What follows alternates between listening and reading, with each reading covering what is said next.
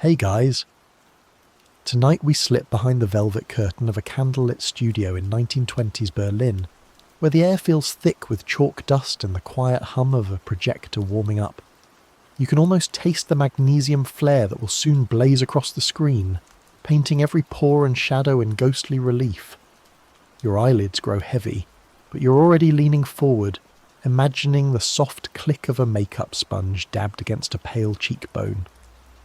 You know you're in for a journey where smoky mirrors reflect more than just faces. They echo a whole culture trying to find its footing in the twilight of empires. So, before you get comfortable, take a moment to like the video and subscribe, but only if you swear you won't tiptoe away before the credits roll. And hey, while you're at it, drop your location and local time in the comments so we can all nod off together, synchronized across time zones. Now, let's ease into tonight's journey together. You're standing in the center of that studio, eyes adjusting as a light haze catches the edges of sponges strewn across a rickety table. You can practically hear the faint scratch of celluloid film unwinding, the murmur of performers rehearsing silent gestures, and the distant clatter of a typewriter as someone scripts the next intertitle. It's late, well past midnight, and the world outside feels like a distant rumble, muffled by thick walls and heavy curtains. The scene brims with a delicious tension. You're both spectator and participant, holding your breath as every brushstroke could herald a stardom that disappears with the dawn. You reach for a sponge, soft and springy like a miniature pillow, and press it gently into a small bowl of fine white talcum powder. Tiny clouds puff out, dancing for a moment in the low light before settling back onto the table. It's almost hypnotic, this ritual of transformation. You've read that by 1919, the Weimar Republic had officially been founded in the aftermath of war, and cinema studios across Berlin mushroomed as both an escape and a stage for experimentation. Studio Babelsberg, for instance, would soon become the world's first large-scale film studio, but here and now you're on a more modest set, its walls lined with daguerreotype portraits of actors who may never achieve lasting fame. A makeup artist leans close, her hands nimble and sure. She whispers that she once heard of a fringe makeup artist who added crushed fish scales into the powder mix for an otherworldly shimmer, an idea that never caught on beyond a whisper in the underground cabarets. You raise an eyebrow, a shimmer so subtle it vanished on the camera, or so dazzling it blinded co-stars. The story swirls in studio lore, half believed, half laughed off as another Berlin prank. You press the sponge onto your forehead, patting out a layer of pale illusion. Under harsh arc lights, your face reads like a canvas for chiaroscuro, every plane and crescent marked in bolder relief. Your natural skin tone fades behind a manufactured pallor that speaks of ghosts and silent screams. It's uncanny how a few grams of talc and a square inch of sponge can arrest reality and recast you as someone or something entirely different. Behind you, a cameraman adjusts a bulky box camera on a tripod, its lens rimmed in dust. He doesn't speak. His eyes stay glued to the glass plate viewfinder. You wonder if he notices the tiny flecks of fish scale shimmer or chalk haze drifting in the beam. A clapboard cracks, and you're no longer you, you're Die Tote Stadt, the golem, or some unwritten phantom destined for flickering immortality. You lift your chin, stretch a pencil-thin line of kohl along your lower lash line, and marvel at how easily features can be exaggerated when the world outside is moving too fast. The war ended just a couple of years ago, and this fragile republic trembles between cultural renaissance and political chaos. Yet here, in this smoky bubble, you shape characters that might haunt screens for decades. You whisper to yourself that silent era makeup wasn't just beauty, it was survival, theatre, and social commentary in pigment. A beam of light cuts through the haze, and you see the stark architecture of the studio, high ceilings, massive curtained windows, and cables snaking like vines across the floor. It's a sanctuary for the restless. Those who fled wartime ruins seeking new voices in expressionism, those who craved escape or provocation, and those who simply wanted to slip into someone else's skin if only for a few dramatic minutes before the reel ran out. You settle onto a wooden stool, sponge in hand, and feel the quiet weight of history pressing in. Here, makeup is more than cosmetic. It's a tool for crafting myths on silver screens. As you breathe in, you sense the pulse of a city striving to redefine itself. The brilliant spectacles of Yufei Productions, the intimate midnight screenings in speakeasy cinemas, and the stubborn hum of debate.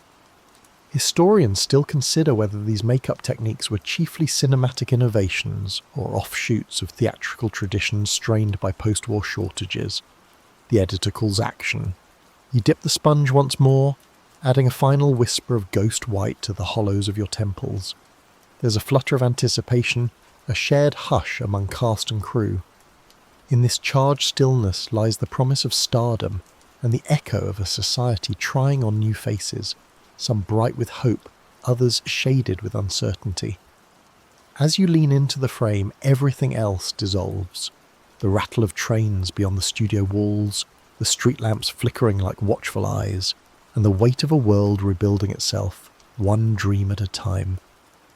You're not just a performer or a makeup artist, you're an architect of illusions, guiding viewers into landscapes of shadow and light.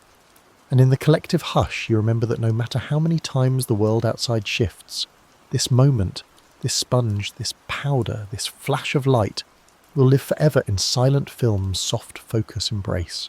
You step out of the glow of that first take and into a corridor lined with mirrors half shrouded in smoke. You feel the weight of a city still wobbling on the edge of its past, the cobblestones outside pitted with the scars of trench warfare and revolution. It's 1920, and the once proud Kaiserreich has crumbled into the Weimar Republic, an uneasy patchwork of hope and hardship that pulses through every painted face you see. Here, in the aftermath of war, artists and survivors alike cluster in repertory theatres, smoky cabarets and film studios, searching for new ways to express the unspoken anxieties of modern life. You can practically taste the tension, a heady mix of fresh ink from political pamphlets, spilled absinthe, and the faint tang of nitrate film stock. As you slip back into the makeup alcove, a small placard reminds you of the film that changed everything. The Cabinet of Dr. Caligari, released just months ago, its jagged sets and cavernous shadows defining expressionism for a generation. You pat down your sponge, still whisper soft, familiar from last night's scene, and think about Cesare's ghostly pallor as he prowls those twisted corridors. That movie didn't just reinvent lighting, it sparked a revolution in facial design too. Suddenly actors weren't meant to look like everyday people. They were spectres, distorted reflections of a society grappling with chaos. You dip your sponge into a shallow dish of powder coloured with lamp black, an unconventionally deep pigment rumoured to have been salvaged from burnt-out city barricades. Some crafty artists whispered of smuggling soot from charred wood in the December uprising, an act of post-war thrift turned aesthetic gambit. You press the sponge against your cheekbone, forging a hard-edged contour that slices through the haze like barbed wire in a dream. It's a sharp, surreal look that refuses to be comforting. Every brushstroke carries the weight of hyperinflation too. By late in 23, bread costs would skyrocket beyond a loaf's value in mere hours. But even now you see how emptiness has shaped faces. The gaunt hollows beneath your eyes echo the hollowed bellies of your neighbours. Factories have cut wages, politicians have marched in the streets, and the fragile republic trembles between socialist uprisings and reactionary backlash. Yet here, behind these curtained walls, you experiment with distortion and dramatic angles, channeling the societal fractures into expressionist pageantry. A makeup artist who once toured cabarets in Munich leans in and shares a chuckle. She once spiked her rouge with a drop of elderberry juice to achieve a bruise-like depth that no studio light could wash away. It left her clients smelling faintly of forest berries all day, a sensory hallucination that played on audiences' nerves. You giggle, imagining a starlet fluttering her lashes while imparting that subtle scent of woodland fever to every co-star unfortunate enough to get close.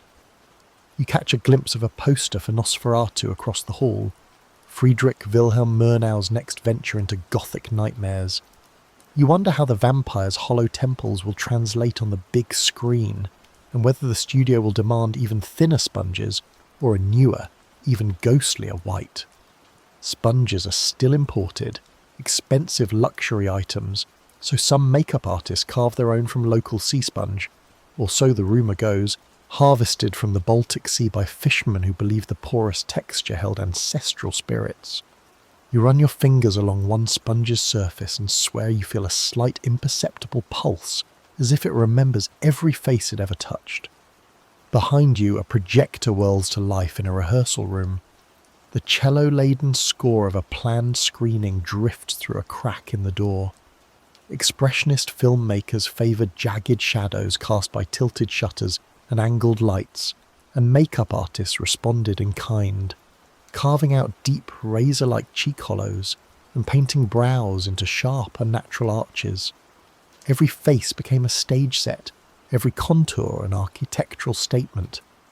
You imagine those silhouettes flickering on smoky screens in underground cinemas, audiences gasping at the visual poetry of broken lines. You settle back into your stool, sponge and coal pencil at the ready, while a director paces in the dim light beyond the makeup table. He mutters about set designs inspired by German expressionist painters Kandinsky, Klee and the Bauhaus crew, whose fractured geometry leapt off canvases and into film frames.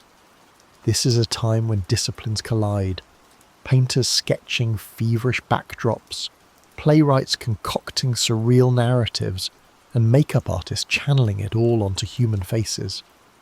Each brushstroke is a negotiation between art and reality, a promise that you won't just look at a film, you'll feel its disquiet under your skin. You draw a thin line under your lower lip, exaggerating it into a point so that it seems to quiver with unspoken dread. Mainstream audiences aren't used to such intensity. They came for escapism but found themselves peering into uneasy mirrors of their own anxieties. You taste the irony, a war-weary public desiring distraction, yet irresistibly captivated by the shadows they'd rather flee. Then there's the political undercurrent. Behind every powder puff lies an unspoken protest.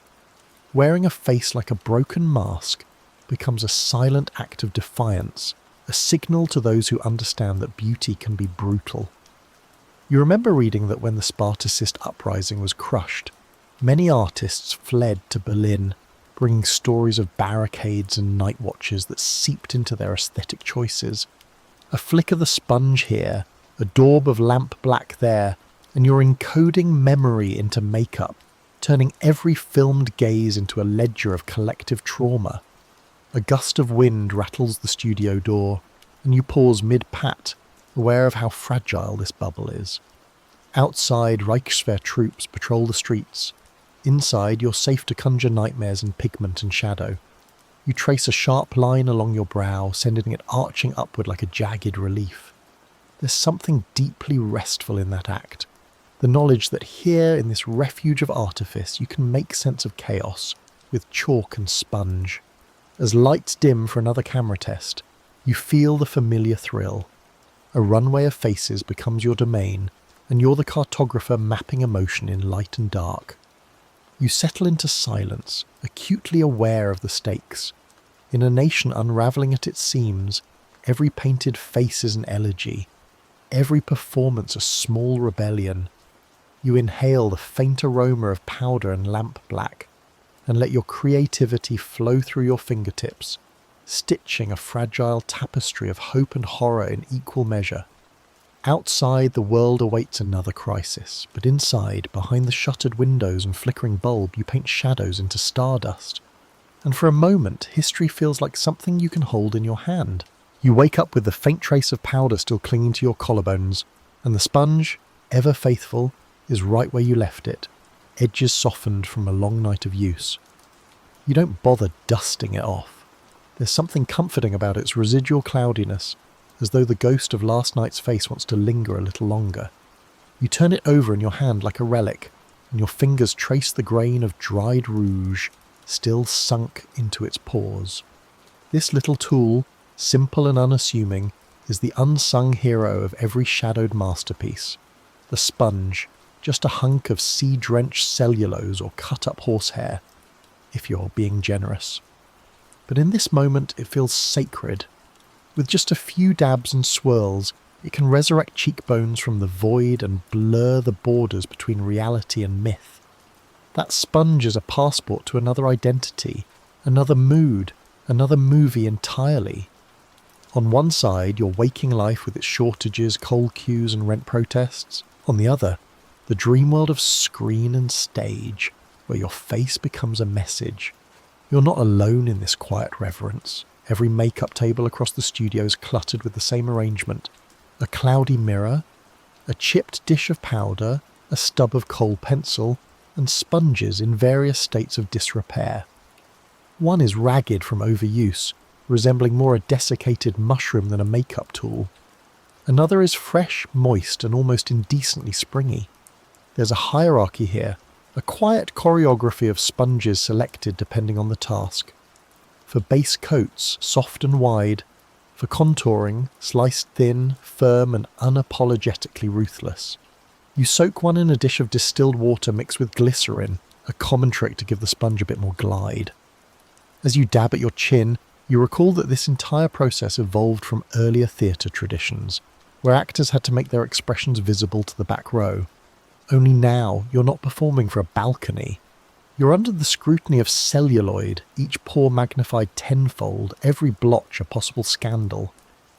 It's no surprise then that makeup artists grew obsessive about sponge materials. Some scoured pharmacies and black market vendors alike, whispering about a particular batch of Japanese silk sponges that held powder like nothing else. One rumour says that Marlene Dietrich, before she was Marlene Dietrich, once cut her sponge into flower petals to distribute powder more naturally across the curves of her face. The result? A glow so convincing her director mistook it for a lighting upgrade. You smirk. Leave it to future stars to turn a cosmetic pad into an existential weapon. You press your own sponge into a bowl of fine rice powder. This one's rumoured to have been imported from Vienna, infused with ground mica to catch light just subtly enough to hint at life beneath all that pallor. The sensation is peculiar, cooling, faintly metallic and slightly tingly. You pause, wondering briefly if that's just the powder, or some untested chemical creeping into your pores. No one really checks ingredients. Why would they? When the goal is immortality, a little tingling is just part of the job. A fellow actor slides onto the stool next to yours, murmuring about the director's newest obsession, liquid shadow, a watery blend of grease paint and ash that turns instantly matte under strong arc lights. You arch a brow. Sounds like something scraped off the bottom of a coal bucket. She shrugs. They say it makes your eyes look haunted. You nod. Haunted cells. You test it on the back of your hand, and sure enough, it settles like soot, sinking into creases in a way that suggests depth and mystery. You drag your sponge through it lightly, then press it into the outer corners of your eyes. There it is. Sorrow, aged 10 years and 10 seconds. The beauty of the sponge is that it allows for gradient, for nuance. Brushes are too precise, fingers too messy. But a sponge lets you control the illusion like a whisper. Here, more grief. There, just a trace of innocence left untouched. There's a whispered superstition, fringe and mostly ignored, that sponges absorb not just makeup but memory. One tired grip claims she saw a sponge twitch on its own after a particularly dramatic scene. You chuckle but glance at your own nonetheless, wondering if it remembers the cheek it last touched, or the tear someone wept while wearing its powder. At the far end of the studio, a cinematographer barks about the heat of the Fresnel lamps warping the base makeup by mid-take. "We need something that'll stick," he grumbles. And so the hunt for better adhesive powders begins, talcum laced with gum arabic, cornstarch crushed with egg whites. They test on their own arms like war painters, sponging and sweating and reapplying in endless loops. You remember how even mainstream studio heads began stockpiling certain sponge types after 1921, panicked over shortages in cellulose due to disrupted trade. Some even tried synthetic replacements, but the result was a gritty, unyielding texture that left faces looking blotchy on camera. One panicked actress was said to have shaved down her own bath loofah and stitched it into a sponge shape. It disintegrated mid-scene, leaving rogue fibres stuck in her jawline like tiny accusing whiskers. You glance into your mirror, seeing a face that is partly yours and partly something else. The white base catches just enough light to render you a spectral presence, the shading under your eyes deliberate and theatrical. The sponge leaves no harsh lines, only gradients, a gentle vanishing act from human to haunted. As the director calls for final touches, you dab your sponge into a bit of rouge, not on the apples of the cheeks, but high on the temples, a deliberate dislocation of normal beauty standards. It gives you a feverish look, as though you've just seen a ghost or perhaps are one. You catch a whiff of lavender from a passing makeup tray, a soft reminder that even in this grayscale world, small sensual luxuries endure. Someone spritz their sponge with cologne, a practice you find hilariously self-indulgent and yet oddly tempting. Maybe next time. A light flickers above the camera, the hush before the next take settling like dust. You clutch your sponge, still damp, still loyal. And in this dim bubble of artistry and anxiety, it's not just a tool, it's your confidant, your collaborator, your translator of dreams into shadow. You close your eyes for just a moment, letting the studio hush stretch out like fabric being slowly unrolled. Outside, Berlin keeps humming, but in here, where powder fogs the air and sponges whisper against skin, time folds in on itself. The room smells of chalk, sweat, and burnt ozone from overworked stage lights. You take a breath. It's time for lips. Now, lips in the silent era aren't just for smiling prettily or biting pensively. They're full-blown characters of their own, shouting through sense. With no words to carry emotion, your mouth becomes the headline.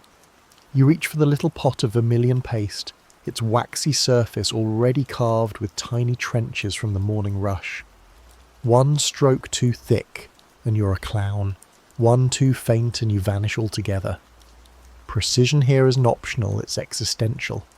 You draw a small heart at the centre of your upper lip, then slowly blend it outward into a thin, tapered line. This isn't vanity, it's architecture. The Cupid's bow exaggeration, they call it, and everyone's wearing it. That distinctive pout helps your expressions read across an entire cinema, all the way to the man in the back row with the cigarette and the bad eyesight. Some historians still debate whether this look evolved from prison theatre traditions or from the exaggerated makeup of Japanese kabuki. Others say it was just practical. Narrower lips looked less muddy on grainy film stock. One fringe theory even claims the design was a subconscious echo of war maps. Arched, narrow territories marked in red. A stretch? Maybe. But once you start seeing the war in everything, it's hard to stop. You carefully pinch your sponge into a wedge, allowing it to guide the rouge up just slightly past the natural line of your lip. And there it is, the famous bee-stung mouth. A style not built for kissing but for aching, for silently pleading. Your friend across the table has a different approach. Her mouth is drawn into a soft, smeared blur, the edges feathered like smoke rings. It gives her a perpetually unfinished look, like a love letter abandoned halfway through. That's the thing about silent film makeup. It doesn't reward neatness. It rewards emotion. Smudges, shadows, and strange proportions. They all serve the story more than symmetry ever could. The director paces behind the screen, muttering about metaphysical close-ups again. He wants eyes that look hollowed out by dreams, lips that seem bruised by unspoken truth. You give a polite nod because you've heard it all before. Every silent era director thinks they're part philosopher, part hypnotist. But the real hypnosis comes from that crimson smear on your mouth, that delicate outline screaming louder than any line of dialogue could. You pause to admire the effect. with your pale powdered face and inked lips, you look like a porcelain marionette who once knew joy but forgot the taste of it. And that's the point. These faces, your face, are meant to haunt, not charm. Meant to linger in the viewer's subconscious like a fragment of a dream half remembered upon waking. There's a mirror to your left with a tiny fingerprint smudge near the top. You notice it only now, like an uninvited ghost clinging to your reflection. Someone else stood here before you, maybe yesterday, maybe months ago, and shaped their mouth into the same unspoken scream. The ghost of a scene that never made it to film. One actor swears by a particular recipe, crushed carmine beetles mixed with rose oil and a drop of gin. The colour is deep, almost black red, and it stains for hours. They call it bloodlight. Not exactly studio approved, but effective. Another swears by burnt clove powder, which tingles and plumps as you apply it. You tried it once, but the sting lingered too long. Some pain, after all, just isn't worth it. You dab at your lip with the sponge's corner to soften the edges. This isn't the crisp symmetry of a poster girl, it's the worn-in elegance of someone who's kissed too many illusions. You leave just enough blur to make your lips look lived in. If someone paused a frame of your next scene, they'd see everything in that mouth. Sorrow, hunger, danger, desire, all without a word. Lips aren't just painted, they're shaded too. You reach for your kohl pencil, not the one for eyes, but a special one, slightly redder, that helps create depth just under the bottom lip. A thin shadow line, you blend it with your finger. It's subtle, but on film it creates the illusion of a fuller mouth, heavy with feeling. Not sexy necessarily, just haunted. Everything about this look whispers, you can't save me, but you'll want to try. The makeup artist breezes by with a tray of new pigments, early synthetic dyes that promise more staying power, but smell faintly chemical, almost bitter. She winks. No more lipstick melting under the light, she chirps, though her own mouth is already cracking under the strain of yesterday's shoot. You raise an eyebrow. Or melting your face off entirely, you mutter. Still, she's not wrong. These new pigments are sturdier, meant to hold against the oppressive heat of carbon arc lamps. One extra long take and your old rouge would slide halfway down your chin. Now, with a firmer base and strategic powder layers, you can cry, gasp, scream, and still look like a haunted doll by scene's end. You blot your lips on a thin scrap of cotton gauze, watching the stain imprint like a kiss left on someone's collar. It feels oddly final, like signing your face before stepping into character. You check the corners one last time, making sure there's no upward curve, no accidental smile. Smiling doesn't play well in Weimar cinema. Smiling is suspicious. The call comes. 5 minutes to frame. You stand, lips poised like a barely opened flower, sponge still in hand. Someone slides a filter over the lens, blue tinted to make whites appear spectral and reds turn ink black. Under that filter, your lips become something else entirely. Less mouth, more omen. You walk slowly toward the set, passing others with similarly frozen expressions, like a parade of mannequins haunted by personal tragedies. This is your power now. In a world where language has failed and the Republic is built on broken promises, your lips speak in shadows. And as the camera blinks its heavy eyelid, your mouth, drawn in vermilion, blurred by pepper and sponge, tells a story that no line of dialogue ever could. You step into the soft furnace of the lights. Your lips just set, your sponge still warm in your hand like a stone picked from a sunlit path. The camera stares with its unblinking eye. There's no countdown, just a silent nod from the director, and suddenly it's time to feel everything without saying anything. You're not just wearing makeup now, you are makeup, and right now under this spotlight you're becoming shadow. Shadows, now that's the real language of silent film. They whisper more than words ever could. You don't perform in light, you perform against it. The contour under your cheekbone, that thin streak of soot on your eyelid, the careful void carved beneath your collarbone, all of it is the result of years of experimentation, happy accidents, and a desperate desire to be seen without being real. On today's set, there's a new setup, light rigged at a steep angle, meant to create harsher contrasts. It's not just lighting, it's philosophy. Expressionist cinematographers want reality broken open, cracked at the corners like dried lacquer. And your face, your carefully shaded, sponge-smoothed face, is their favourite canvas. The technique isn't glamorous. You smear a streak of grey grease paint along the inside of your nose's bridge, then tap, tap, tap with the sharp edge of your sponge to blend it down. Not too blended. You still want the line to hum a little when the light hits it. Behind you, someone's painting a shadow directly onto the wall, a false silhouette to elongate an actor's presence. It's an old trick, lifted from theatre, but with film's new mobility, the shadow has become something else entirely. It's no longer just an echo of the body, it's a character in its own right. In some films, the shadow gets more screen time than the actor, and honestly, it's easier to work with. Shadows don't ask for better billing. Your own shadow is being adjusted now. A grip is literally chalking your outline to test different distortions. It's like watching someone sculpt your ghost. You hold still. He finishes and steps back. The chalk marks make you look taller, more dangerous. You can't help but smirk. That's the magic of Weimar shadows. They don't reflect you, they reveal you. Historians still argue about the origins of this obsession with shadow. Was it the post-war trauma, the collective sense that the real world had grown too bright and vulgar to look at directly? Or maybe it was a technical necessity, black and white film needing exaggerated contrast just to register expression. Some even say it was a form of rebellion, a quiet refusal to present beauty in the neat, symmetrical way Hollywood demanded. Who knows? All you know is this. In a Weimar studio, shadows are more truthful than mirrors. There's a makeup artist everyone calls Schattengott, shadow god. He doesn't touch faces much, but when he does, he works with a bone-dry sponge dipped in powdered charcoal. He brushes it across the temples, underbrows, into the hollows of the neck. The effect is startling. You've seen actors transformed into creatures, not monsters exactly, but people who have clearly been through something. Even your sponge trembles a little at the thought.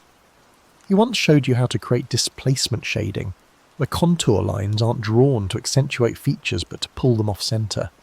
It makes the viewer uneasy, even if they can't explain why. You try it now, just under your jawline, placing the shadow slightly behind where it should be. It works. The illusion is subtle but jarring. You look both there and not. The junior actor tiptoes past, eyes wide, cheeks still too round, lips too hopeful. He's new, his shadows are too soft, someone will fix that. Probably Schattengott. Probably tomorrow. In the meantime, you're adjusting your clavicle with a bit of dark coal, smoothing it in with your sponge, which is now nearly as dark as the coal it's mimicking. There's something soothing about this repetition. Press, blend, blur, assess. It's not just cosmetic, it's ritual, like preparing a mask for mourning, or battle, or both. And just when you think you've mastered your own face, the director calls for something new, a layered shadow, one that suggests both age and dream. You sigh. Of course, he wants contradiction. You drag a fine line of reddish-brown just below the lower lid, then mute it with your sponge. Over that, a touch of iridescent powder, barely visible, but it'll catch light like a secret. And just like that, you look tired, yes, but timeless too. A rumour floats through the studio. A new film has shot an entire scene lit only by flickering lanterns, and the actors' makeup had to be hand-shaded frame by frame to keep their faces readable. No artificial light, just darkness and desperation. You can't tell if it's true or just another makeup myth, but either way, it makes your sponge hand tingle with anticipation. One of the fringe practices you've seen lately is using black wax under the fingernails to create visual tension when a character's hands appear on screen. It doesn't read as dirty, it reads as foreboding. You try it. Subtle. Effective. You note how your own hands, now slightly darkened, move differently, more slowly, more deliberately. The makeup changes not just how you look, but how you are. A soundstage assistant stumbles in with a bag of extra filters, apologising for the delay. The lights shift again, slightly cooler now, and suddenly the shadows you drew on your neck vanish. You adjust with a sigh, adding another layer of shading. This is the eternal dance, makeup and light playing hide and seek across your body. But with each adjustment, you become more ghost than actor. You lean into the mirror again, face painted but unreadable, shadowed but alive. The sponge leaves behind no judgment, only texture. It helps you disappear precisely where you want to be seen. And that's the real secret of this era. Not the beauty, but the illusion of feeling just out of reach. A whisper floats across the dressing room. Licht aus. Lights out. It's time, not just for your scene, but for everything else to fall away, the traffic, the noise, the weight of ration books and crumbling ceilings. On set, under flickering lamps and slow-moving shadows, you're not a person anymore. You're a question mark drawn in coal, a silhouette with secrets, and your sponge, now streaked and worn, has never looked more holy. The doors to the costume corridor groan open as you push your way through, sponge tucked into your cuff like a magician's hidden coin. The corridor smells of damp velvet and mothballs, spiced with a hint of old perfume, a place where silk goes to mourn. You brush past racks of fraying coats, headless mannequins draped in past lives, until you reach the chalkboard of call times. Someone's doodled a crude profile of Marlene Dietrich in the corner. Naturally, the lips are perfect. But today's not about lips or shadows, it's about the sponge. You cradle it again in your hand, your loyal, stained little cube. Most people think of sponges as disposable tools, not here. In these halls of flickering fantasy, a good makeup sponge is part talisman, part scalpel. You never throw one out casually. You retire it with ceremony, like a stage actor's final bow. This one, your sponge, is about 6 weeks old. Already the edges have softened into memory. It holds traces of every role you've played. Bits of rouge, charcoal dust, a smear of mercury-based foundation you wish you hadn't tried. It's become a palette of your past selves. There's a technique everyone's whispering about lately, Die Luft technique, or the air technique. It's a way of stippling foundation using a sponge pinched tightly into a fan shape, allowing for an ultra-thin veil of colour. It's meant to make the skin look ethereal, almost transparent, like breath on glass. You tried it last week. It looked like death, but beautiful death, which is, let's be honest, the whole point. You pause at the costume bench and give your sponge a light rinse in the chipped porcelain sink. The water runs pinkish-brown like watercolour paint being swirled into surrender. You press it gently into a towel, rolling it between your palms. There's something comforting about the ritual. In a world of flickering frames and political unease, your sponge is one of the few things that doesn't lie to you. Across the room, another actor is cutting a fresh sponge with tailor's scissors. Clean edges, brand new bounce.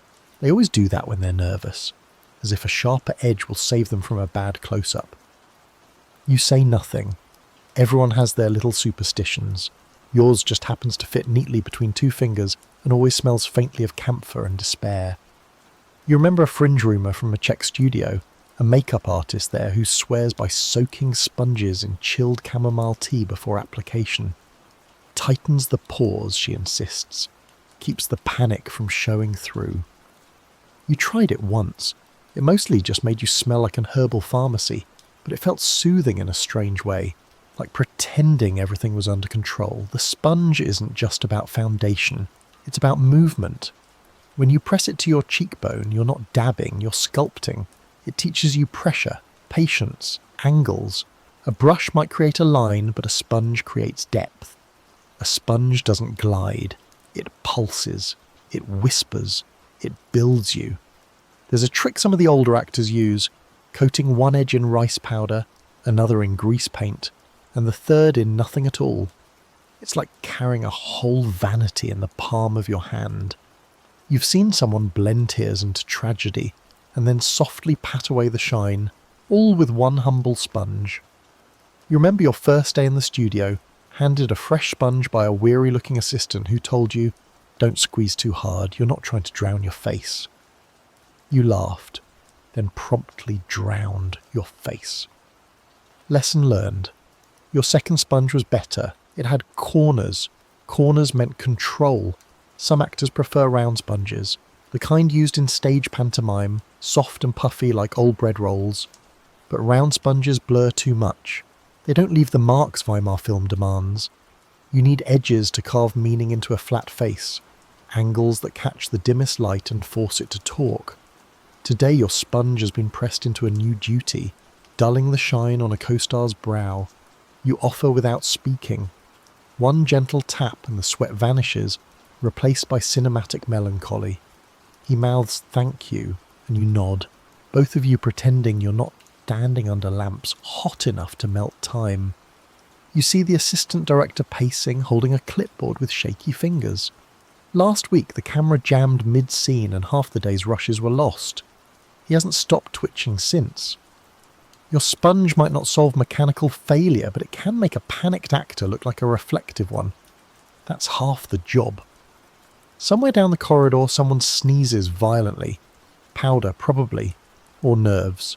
You take a final moment with your sponge, press it gently against the base of your throat, and tap upward toward the jawline. You're building contrast now, soft shadows to make the camera fall in love with the way your neck turns, how your face holds still in tragedy. No one teaches you this, the sponge teaches you. You hear a creak from the lighting rig, followed by an annoyed grunt. It's nothing unusual. Things creak, groan, buckle in this place. But you keep working. A sponge has no time for drama. It serves the face, not the mood. Historians still puzzle over how these simple tools, cheap foam, repurposed theatre scraps, could birth such haunting visages. Was it ingenuity or just necessity disguised as style? Maybe both.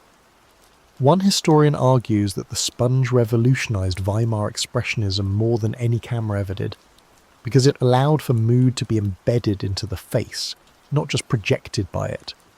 No wide smile or anguished grimace needed, just a flick of contour, a shadowed temple, a whispered gesture across the cheek.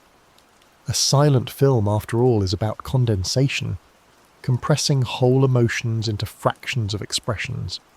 And your sponge, this small, porous, faithful thing, lets you carve grief into the planes of your forehead and lust into the hollow beneath your eye. There's a particular technique you've been refining lately, an asymmetrical underblend. You apply just a touch more pigment under one cheek, then gently blur the transition with your sponge. The result? One side of your face looks fuller, the other more gaunt.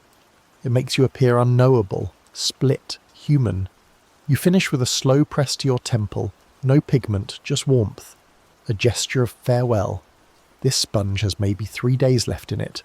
Then it will be demoted to powder duty, then smudging corners, and finally tossed into the studio's dead tools drawer where ghosts of characters linger. You tuck it away for now, in the secret pocket sewn into your robe's sleeve. A bit dramatic, maybe, but every actor needs a sidekick. Yours just happens to be made of sponge and story. You slip through a narrow doorway into a back room that smells of linseed oil and cigarette smoke, where long wooden tables groan under the weight of goggles, jars of pigments, and half-finished plaster-masks. This is the hidden workshop, a clandestine crucible where makeup artists, set designers, and cinematographers huddle together in dim light, swapping secrets like contraband. You can almost feel the electric thrill. Here, technique isn't guarded by studio executives, it's traded for a cup of black coffee and the promise of anonymity. On one table, someone has taped a diagram of a face from a new French film, arrows pointing to cheek shadows and lip shapes. Nearby, a cinematographer is sketching how to bend light through a scratched lens to create halos around powdered foreheads. You lean in to peer, your sponge tucked behind your ear.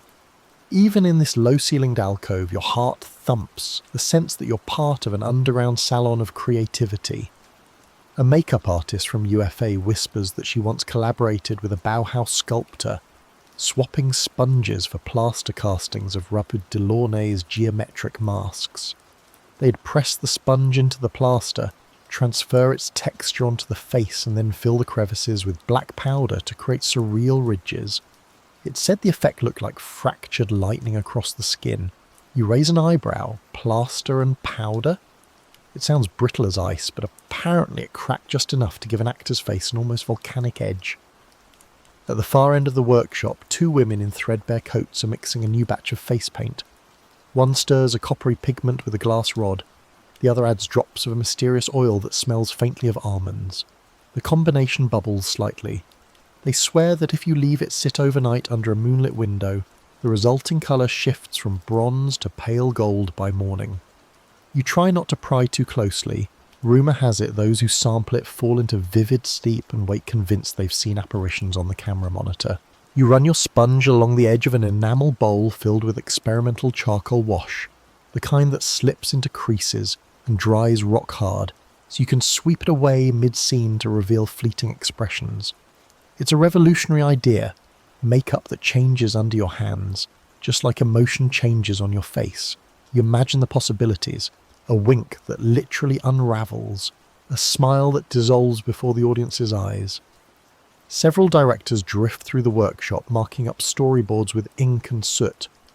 They argue softly about whether a star's face should read like a sculpture by Rodin, or like a living tableau inspired by Russian constructivists. One assistant director jokes that soon the cameras will be rolling on a film so abstract that faces will be painted entirely in primary shapes, reds, blues, yellows, without reference to actual features. It earns an uneasy laugh. You can't decide if it's brilliant or mad. On a shelf above the tables, dusty volumes of theatre manuals mingle with German chemists' notebooks. You pull down one title, Farben and Film, and leaf through it. There's an entry from 1917 about adding a pinch of peat ash to rouge to make it adhere in damp conditions, a tip born out of muddy trenches where soldiers try to look decent for the camera. You pause, picturing those grim faces behind barbed wire, and realise makeup has always been entwined with history, even when it's meant to distract from it. A fringe horror story drifts in. A makeup apprentice once ground moth wings into her white foundation, believing the powder would lift at the slightest breath and give the illusion of a living portrait. The result? Tiny black flecks would occasionally flutter off her forehead, startling co-stars mid-shot. Some called it genius, others called it insect cruelty. You swallow, thinking about the power of such a subtle twitch on screen, a whisper of movement that makes a spectre seem flesh. You notice a cinematographer sketching how to splice light through lace curtains, creating patterned shadows on powdered faces. They call it Totspitzen, dead lace. The idea is to paint faces as blank canvases, then let the lace patterns impose their own stories. On the right forehead, a rose motif. On the left cheek, geometric webs.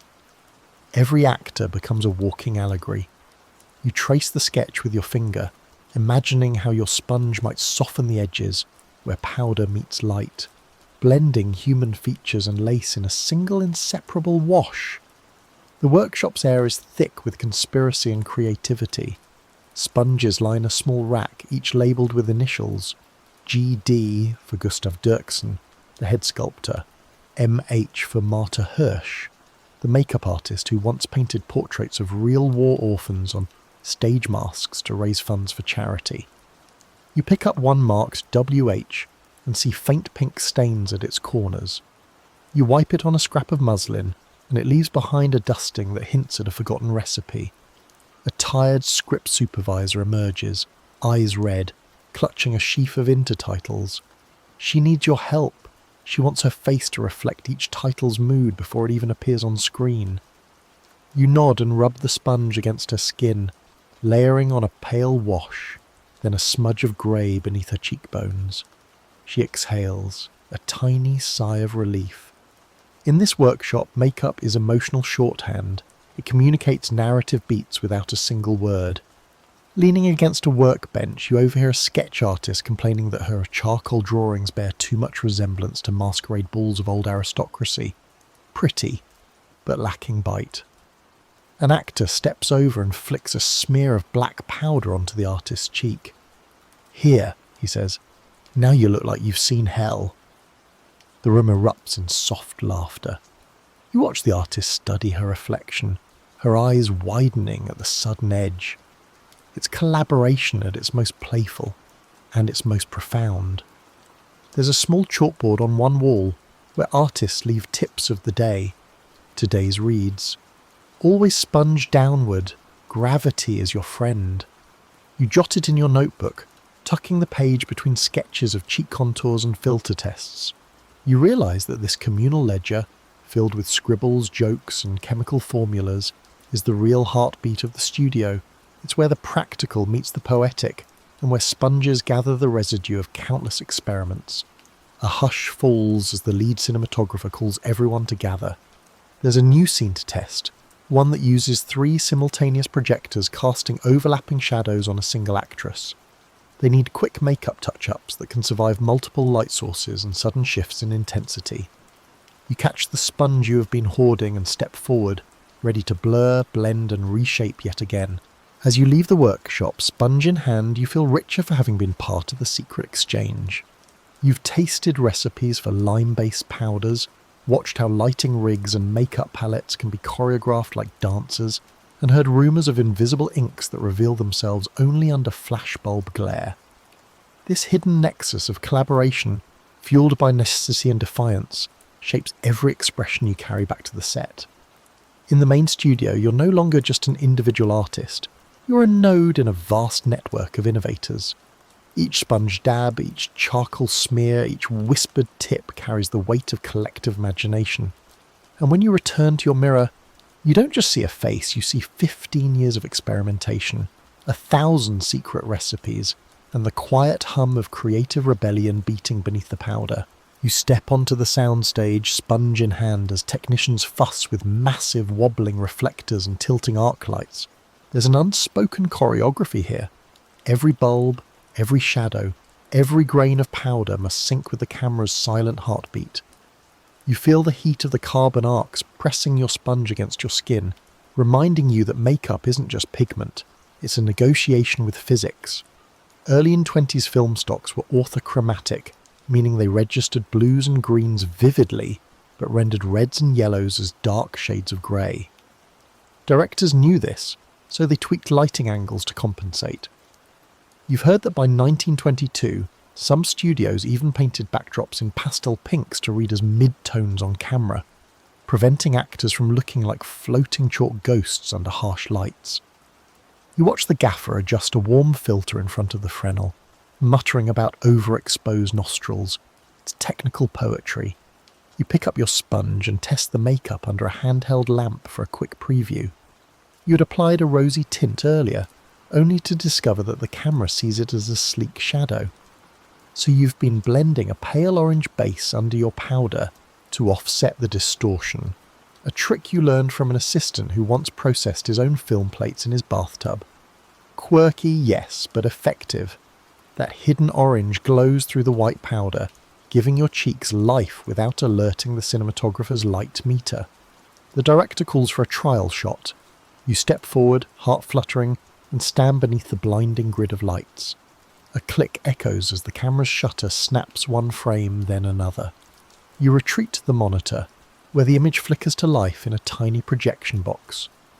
Your face looks different. The high points gleam too bright. The shadows under your cheekbones vanish. You murmur, "We need more kick." A makeup artist hands you a narrow wedge sponge packed with lamp black. You press it into the hollows under your brows, then feather it across your temples. The lamp black is imported from a coal yard in Essen. Rumour says they salvage soot from steel furnaces. It smells faintly of iron, and the effect is precise. That intense contrast won't blow out under the camera's eye. Meanwhile, the cinematographer swaps the orthochromatic stock for panchromatic film, which by 1925 began to register reds more naturally. You smile. Mainstream studios wouldn't widely adopt panchromatic stock until later in the decade, but this forward-thinking director convinced the lab to send a fresh batch north. You're one of the first performers in Berlin to experience true-to-life red tones on screen. Yet even with panchromatic film, you still need careful powder layering to avoid glare. Too much sheen and your face reads like a spotlight. The lights flicker as the crew debates whether to angle the key light at 45 degrees or a sharper 30. Each adjustment reshapes your sculpted contours. You imagine your face as a topographic map, Peaks of powder catch the beams, valleys recede into shadow. You press your sponge into a bit of translucent powder, then whirl it around your forehead, making sure the plane transitions are gradual. There's no room for abrupt lines. Film exaggerates everything. Between takes, you crouch by the camera operator and watch the aperture dial. Wider apertures let in more light but flatten details. Narrower ones sharpen every pore and hair. That's why you applied a thin veil of powder on your neck, not to whiten it, but to blur the texture just enough so the lens reads it as skin, not a velvet backdrop. A gaffer calls out, "Cut! UV haze too strong!" Someone releases a puff of stage fog to test how it glows under ultraviolet gels. You realise that fog scatters light onto your face differently, softening some shadows while intensifying others. The makeup that looked perfect 5 minutes ago now reads entirely new under atmospheric effects. So you dab your sponge into a soft grey grease paint and add a faint smudge under each cheekbone, preparing for the next test. Back on the monitor, the fog curls around your shoulders in smoky tendrils, the new smudges creating an aura of haunted charisma. You imagine the audience in a cramped cinema, heads tilted, squinting to pass every nuance. Your makeup must carry the story. You adjust a stray hair, then turn to the lighting crew. Let's try the Overbeck filter next. Overbeck filters are all the rage. Highly absorbent gelatin sheets that mute highlights and deepen shadows. They can make an actor look like they emerged from a coal mine or a dream. You've used them sparingly, but today's scene is a bedroom reverie, and the director wants candlelit intimacy by machine light. You watch as they slot the filter into place and then widen the arclight's beams. The set glows gold and you know it's time to shift your palette. You press the sponge into a bowl of rose-tinted powder, then tap it gently across your forehead, nose bridge and collarbone. The rose hues read as soft mid-tones on camera, simulating warm candle glow. Your lips, drawn in a muted coral, look gentle instead of the usual vampy red. Even your dark eyeshadows take on a drowsy purple tint. It's alchemy. A junior assistant frowns at the monitor. "Your cheek highlight is too flat," she says. You peer over her shoulder. It's true. The highlight bar across your temple looks like a strip of plaster. You pinch your sponge into a precise corner and swipe a whisper of brownish grey along the edge, blending swiftly. Now the highlight feels more organic. The camera sees you not as a mask, but as a breathing presence in dim light. Other actors clamour for tips. They ask how you maintain consistency when lights change for different scenes. You shrug. It's the sponge, and the patience to reapply it every damn time. They laugh, but you're serious. A good sponge holds pigment in just the right density to survive 2 hours of shifting gels and lens swaps. They bring out a handheld Bell & Howell newsreel camera for a quick 2-shot rehearsal. It's smaller and cruder than the studio camera, but beloved for its mobility. The lens compresses features, so you venture a daring contour, extending your cheek shadow 2 millimeters farther than usual. In the test, the spoon-shaped shadow gives your face angular tension that snaps beautifully in close-up. You file that away. Contours must adapt not only to light, but to lens type. You finish the rehearsal and the director says, "Now in silhouette." For silhouette shots, you apply minimal makeup, just enough to keep your nose and lips from blending into the black background. You use your sponge to dust on a crumb of titanium white along the profile line, under the chin, across the forehead, so the camera reads your outline. The rest of your face disappears. You look like a porcelain outline prowling through gloom. In the lull, you lean against a ladder and watch the interplay of light and shadow on the other actors. Someone is testing a split lighting pattern, half the face in light, half in shadow. The effect is so jarring it almost looks like a glitch in reality. You decide next time you'll use a finer sponge edge to soften the border, giving it the illusion of a dream rather than an abrupt cut. It occurs to you that early film pioneers often used mercury-based powders to avoid glare under lights, risking eyesight in pursuit of on-screen brilliance. Few remember those dangers now, but you keep it in mind as you dust off your sponge. No mercury serene in your makeup, thanks. Health hazards aside, technique demands adaptability. The assistant signals you're up for blocks. You slip into position, breathing in the scent of powder and ozone. The director mutters, "Remember to look for the catchlight." A catchlight, a tiny specular highlight in the eye, can bring a face to life. You adjust a final dab of white powder just above your eyebrow bone to reflect the key light, ensuring the camera captures that glimmer.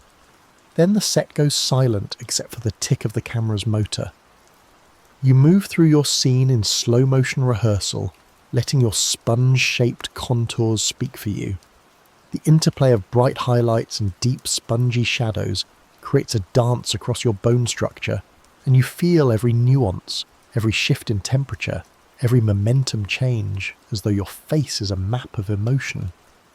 When the director calls action, your world contracts to the boundaries of your own face and the frame.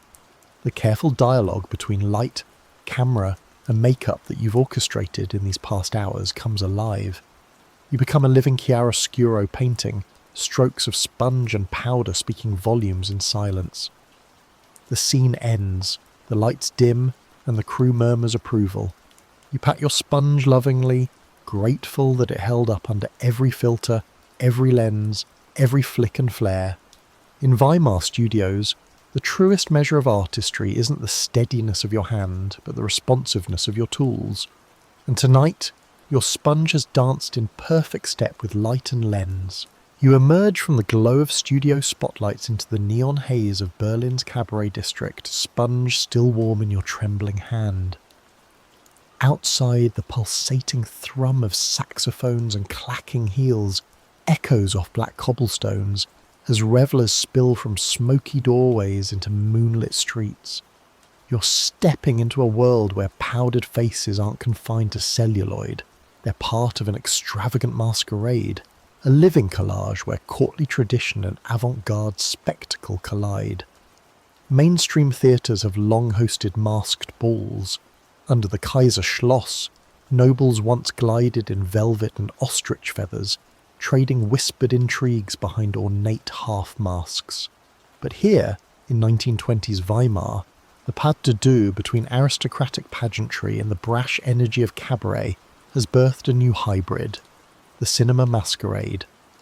You weave through theatre marquees' advertising review programmes alongside posters for the latest UFA production, marvelling at how glittering sequins and ghostly makeup share equal billing.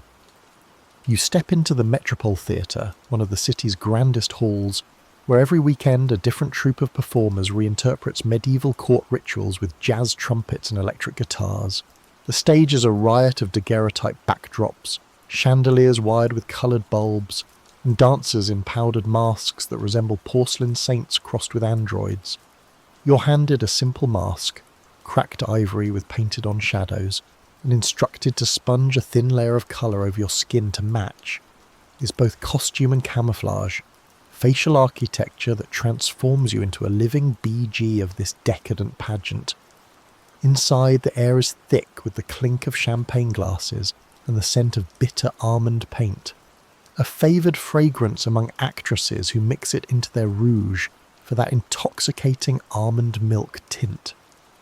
A fringe legend has it that one cabaret singer spiked her sponge with crushed cocoa nibs to create a chocolate-scented blush so alluring that she once lured a critic off stage mid-review. You chuckle at the thought, pressing your own sponge into a pot of peach powder that smells faintly of fruit stalls along the spree. On stage, a troupe reenacts a Renaissance masquerade, but every visage is exaggerated with film-style contouring. Hollowed cheeks so deep you swear you can see the seam of reality behind them. They move to a dissonant orchestra, swirling in costumes haphazardly stitched from opera cloaks and circus banners. You realise that this cross-pollination isn't just aesthetic, it's social. Courtiers who once sneered at gypsy imbroglios now mingle with film extras who learned exaggerated grimaces in soundless studios. Everyone wants a taste of other worlds. You slip backstage where artisans hush behind velvet curtains, applying sponges to dancers' cheeks and lips. Some faces are painted with animal motifs, stag horns arching from temple to chin, rabbits ghosting across eyelids. borrowed from Grimm's fairy tales and recast for an urban audience craving escape. Others bear geometric shapes straight out of Bauhaus sketches, triangles of slate grey across foreheads, circles of ochre under eyes. It's a carnival of contrast, a living canvas where every sponge dab writes a line in an improvisational script. At one dressing table, a cabaret legend named Madame Noire lounges like a queen of shadows, her skin so chalk white it seems to glow under footlights. You ask her what secret lies beneath that matte mask. She leans close, voice a hushed purr. I mix my powder with a dash of ground pearl, makes my face catch even a sliver of moonlight. You raise an eyebrow. Pearl powder? A luxury reserved for empresses, yet here it is, scattered across bohemian tables among stale cigarette butts and chipped glasses. You follow Madame Noire's advice and swipe your sponge through a pinch of pearl-infused powder. It leaves a faint shimmer, more suggestion than sparkle, just enough to make your features hover between reality and dream. On stage, dancers' silhouettes flicker and blur in a manner that feels half cinematic, half theatrical.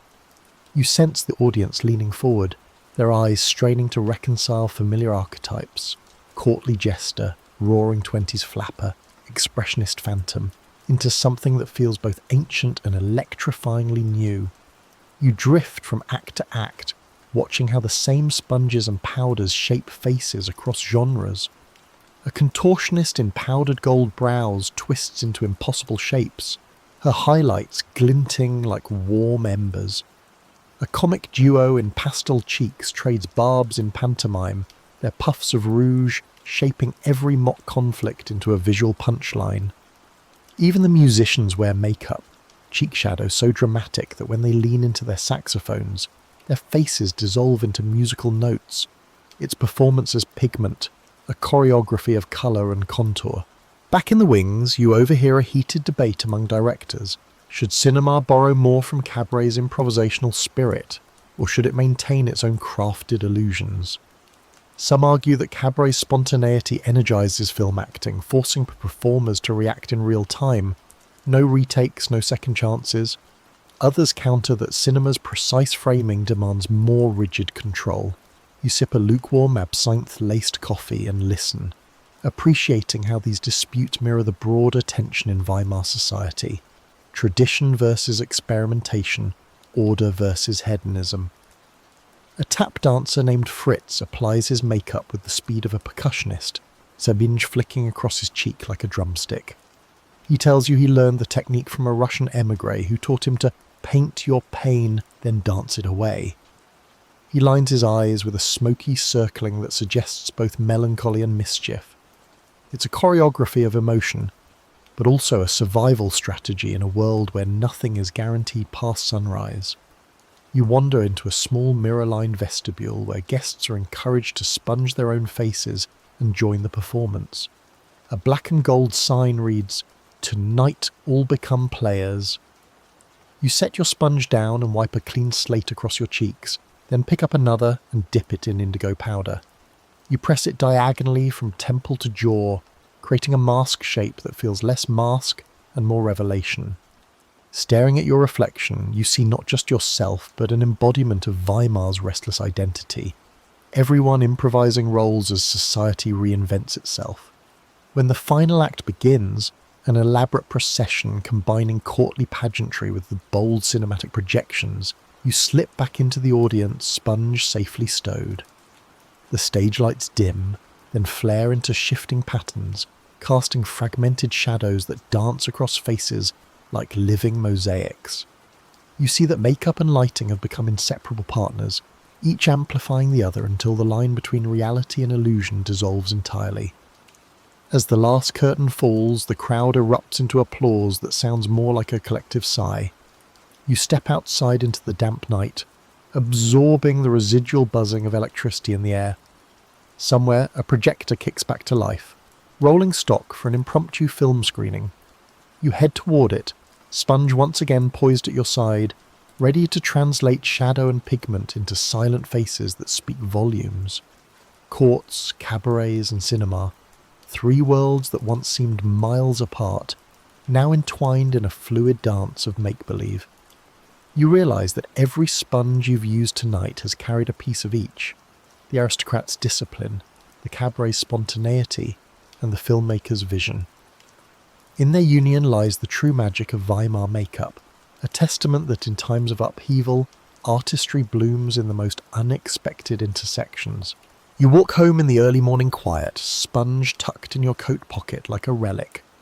Dawn in Berlin casts everything in grayscale. Chimneys stretch like organ pipes. Fog clings low over the Spree, and the cobblestones lose their colour to sleepiness. But your mind is still on colour, specifically how the sponge became more than a tool, a translator almost. And as you exhale into the chill, you realise that even a sponge soaked in grease paint has its own history, its own controversies. Yes, even makeup sponges have academic turf wars. Historians still debate whether the widespread use of natural sea sponges in Weimar Germany was purely practical, or if it carried deeper symbolic weight. One camp argues that artists favoured sponges simply for their softness and blendability, ideal for those dramatic cheek shadows and smoky eye hollows. Another insists that in a country dealing with post-war scarcities and industrial overproduction, using something organic and from the sea was a quiet rebellion, a whisper of the natural world pressed onto the cheekbones of synthetic fantasy. You peer into a shop window where antique stage tools are displayed. Curling tongs shaped like scorpions, compacts with hand-painted lids, and, of course, a cluster of dried sponges. Some rough and porous, others shaved nearly flat. The label reads, Original Schminkschwämme, circa 1923. You imagine a young stagehand buying one of those very sponges, not knowing it would be used to contour the brow of a future legend. There's something intimate about the sponge. It's not like a brush, all stiff bristle and direction. It conforms to the hand, receives your touch, absorbs your flaws and blends them into stories. Artists in the Weimar film world began customizing their own sponges, cutting them into crescent shapes for eye sockets, or carving slits into them to apply double-tone powder in one swipe. And while mass-produced rubber applicators existed, they were considered too harsh. The sponge was democratic, affordable, forgiving. One old photo shows Marlene Dietrich in a studio chair, two assistants dabbing her cheeks with identical sponges. The caption doesn't say what powder they're using, only that the sponge work took 25 minutes. 25 minutes to blur the visible world into soft shadow and sculpt a face that would one day launch 10,000 film stills. You sit at a cafe now, mid-morning sun cutting through its smoky glass windows. You order black coffee and a krapfen, the powdered sugar dusting your fingertips like stage dust. A man at the table beside you unfolds a film script. Another reads a trade paper loudly, scoffing about an actor who now insists on imported coral sponges from Crete only. You stifle a laugh. A century ago, stage actors probably grumbled about someone hoarding the good lamb's wool. Some things never change. The sponge, humble though it may seem, was part of an entire silent lexicon. Think of the signals it sent backstage. When an actress asked for double sponge, it meant she needed both base and shading. When she snapped her sponge case closed twice, it was a cue to dim the lights to 40%.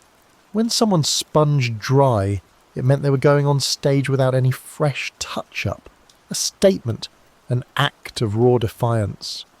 You take out your own sponge and look at it closely.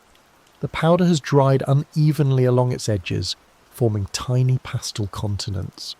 A geographer might chart your nights by its ridges. You wonder, if archaeologists dug this up in 1,000 years, what would they think it was? An amulet? A cosmetic weapon? A relic of a lost religion that worshipped shadows? Probably not far off. By the mid-1920s, makeup supply catalogues listed over 40 types of sponge.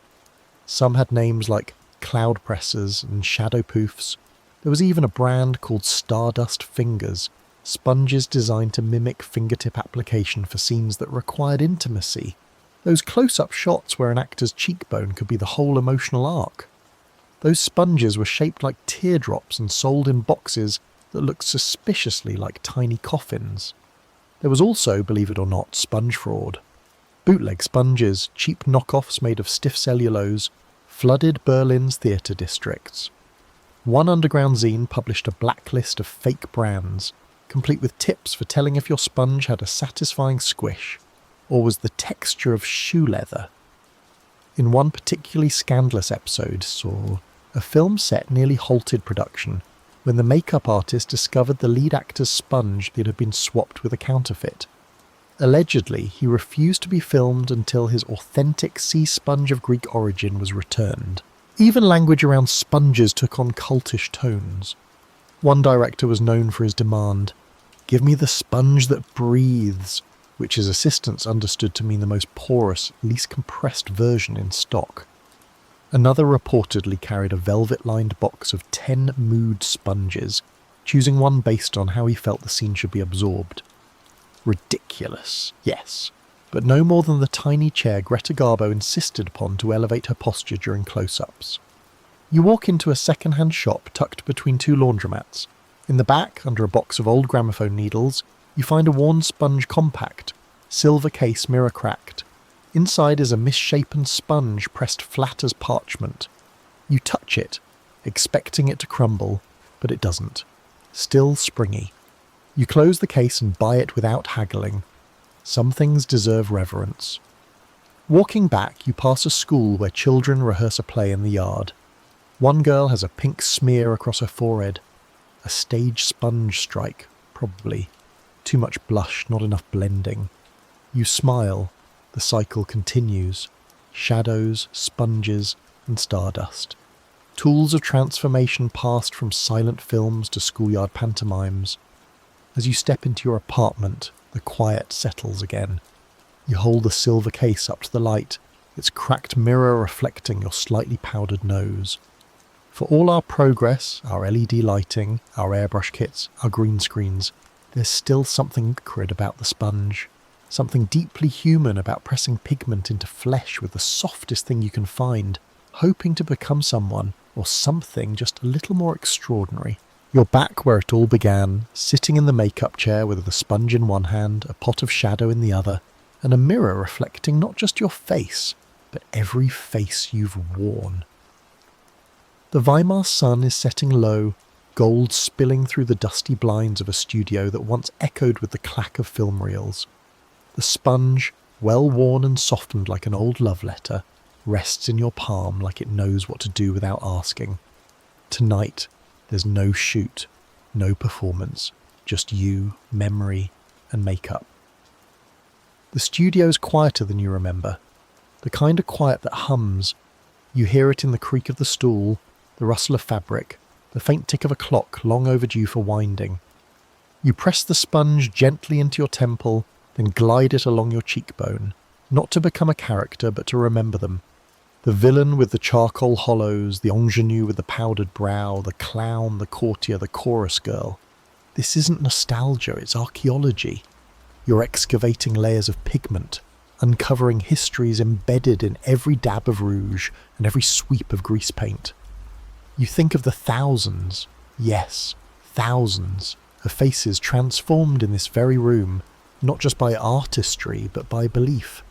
The belief that shadow could build a cheekbone, that powder could rewrite age, that a sponge could sculpt the soul. Historians still wrestle with what exactly Weimar makeup meant. Was it escapism, performance, protest? Did those heavy brows and ghostly contours express inner turmoil, or just a really bold aesthetic? Some argue that Weimar cinema was all surface, all artifice, nothing beneath. Others insist that the surface was the point, a deeply coded response to the chaos of a world unravelling. You lean back, sponge hovering above your collarbone, and recall how the Weimar Republic lived on the edge, politically fragile, economically unstable, and yet artistically electrified. Out of that tension came films that moved like fever dreams and performances so stylized they bordered on spiritual possession. And through it all, the humble sponge was both weapon and wand, its soft pressure shaping an entire cinematic vocabulary. There's a trunk in the corner of the room you've never opened. You do now. Inside, rows of makeup jars, brushes stiff with time, and a bundle of brittle paper scripts tied with string. But nestled in the corner is a sponge still wrapped in tissue, perfectly preserved. You unwrap it slowly, reverently. It's darker than most, almost grey. You test its texture, silky, with just a hint of spring. And as you lift it to your face, you catch a faint scent of lavender and wax. You press it lightly to your cheek, not to change anything, but to listen. A quiet sponge soaked in silent films. What did it last touch? A widow in a melodrama? A vampire's hollow temple? A schoolteacher with secrets? You'll never know, and that's what makes it sacred. Outside, a tram squeals past. The world moves on, but here in this fading studio, everything lingers. The light, the pigment, the memory. You close your eyes and remember how sponges weren't just for application. They were for erasure, for wiping away one identity to make room for another, for smoothing over the rough lines of life and pressing in something softer, more forgiving. In some circles, the makeup sponge became a metaphor for pliability, for resilience, for the ability to soak up what the world gives you and give back something beautiful, or at least something believable. You think of all the fringe artists who lived sponge to sponge, dabbing their way from club to film set to cafe stage. Some ended up in the credits, others disappeared. All left their mark. You look in the mirror again. The contour is subtle, the lines are gentle. There's no character now, just you. But even that has become its own performance. Being yourself in a world that once demanded mask after mask. That's a kind of radical act, the final act maybe. The studio lights flicker once, then dim to nothing. The room sinks into shadow. You pack your sponge away gently, as if tucking in a child. You leave the trunk open. Someone else will come. They'll find it. They'll press pigment into face, face into memory, memory into myth. And that's the secret. The real Weimar magic. Not just the films or the faces or the fashions, but the quiet tools that carried those illusions forward. The sponge, the shadow, the stardust. So now your eyes grow heavy and your breath slows as the curtain gently falls on tonight's reverie. The lights have dimmed, the grease paint jars are closed, and the sponge rests quietly on its velvet bed, no longer pressed, just present.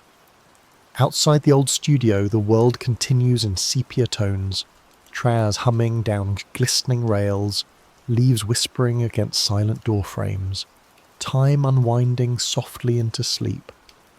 The ghosts of those who painted shadows onto their skin, who shaped characters with the gentlest touch of sponge and pigment, now drift into the cool Berlin air. Let their whispers trail behind your thoughts now, as your limbs grow heavy and your mind begins to float. Imagine their faces, half finished, suspended in soft focus, smiling beneath powder and past. Imagine the coolness of a sponge against your cheek, the hush of the stage curtain closing, the warmth of an amber spotlight dimming into dusk. And know this, all those painted faces, those swirling silhouettes in candlelit dressing rooms, weren't lost. They live in the soft hush of each breath you take tonight. So let yourself fall gently, deeply, into the soft folds of your pillow. Let your thoughts blur like powdered rouge on a cheekbone. Let go. Because sometimes the most beautiful stories are the ones told in silence, through shadows, through singes, and just a little stardust.